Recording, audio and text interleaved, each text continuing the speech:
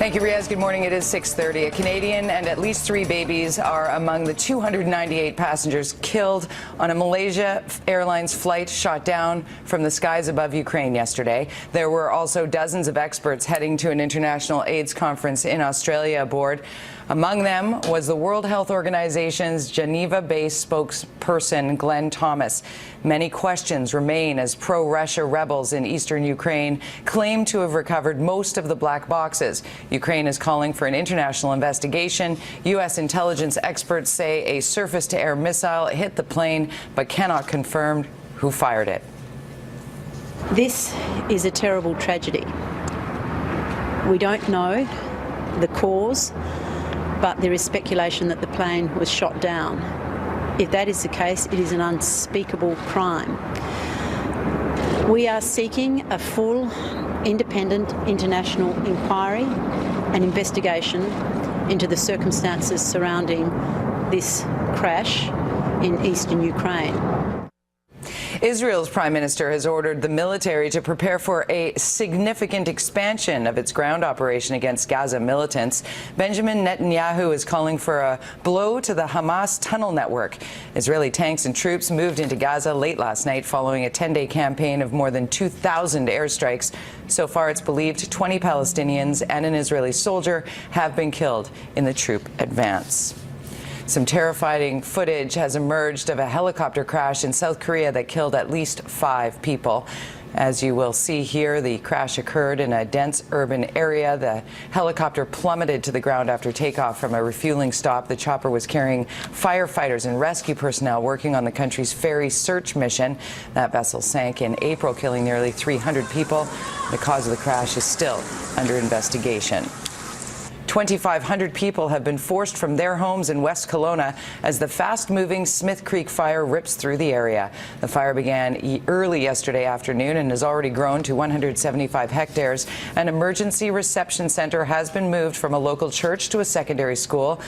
Many people only had time to grab their personal belongings. 1,100 homes are being threatened. TransLink is apologizing for Thursday afternoon's SkyTrain issues, which left many people trapped on platforms for hours. It was all thanks to a system-wide shutdown that affected thousands of commuters. Greg Harper is live in Burnaby with more on this story. Greg? Good morning, Jody. We have all sorts of reaction from SkyTrain users this morning. Some who were right in the middle of the mess yesterday, some who were lucky to miss it. This is a problem with the computer system that started around 5 o'clock, and not long after it did, Twitter exploded. We have some pictures to show you what it was like at various stations.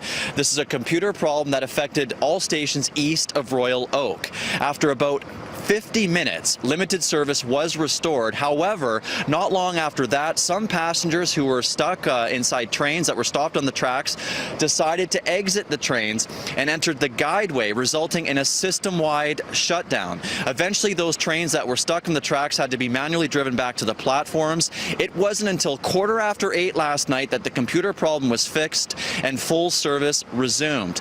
The president of SkyTrain is apologizing to the thousands of commuters who were affected, but says the problem was made worse by those who decided to exit the trains. Beyond the illegality of something like that, they're putting their life at risk. Extremely dangerous to get out of the train. They didn't know that other equipment could be running on the other tracks. The tracks were energized at the time as well. We had to actually shut down the power once we found out that the train had been broken out of. Of course, it's not comfortable, right? You after work, you rush, go home, and you stuck by, the SkyTrain. The SkyTrain is very important for us. Well, usually I think SkyTrain's great. I take it every day, and it works. But, yeah, something like that happens, and it just kind of shuts the whole city down, it seems. Jody, I'm happy to report it is a smooth commute this morning here at the Edmonds SkyTrain station. Jody? Good news for transit users. Thanks so much. Greg Harper reporting live from Burnaby this hour. Thanks, Greg.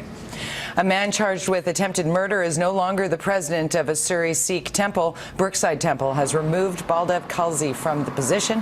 The 66-year-old is accused of attacking his wife, who remains on life support. Prayer services are being held for her this weekend. Meantime, Khalsi is also in hospital after being attacked at the Surrey pretrial center.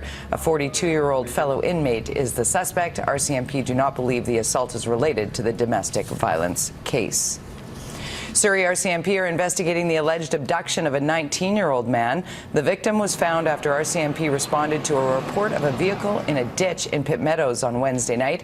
He was suffering from minor injuries and told officers he had been abducted earlier that evening from Surrey. RCMP say the victim is known to police. Until we identify a subject of interest or viable suspect in this case, and until we speak more to the victim as well as witnesses, we're not sure if there's any connections to gangs. We know this was a targeted incident. However, we're still trying to establish a motive for it. All right, it is 6:36. Let's get you up to speed in the world of sports. And for that, we head to the Connected Studios and Carolyn Cameron.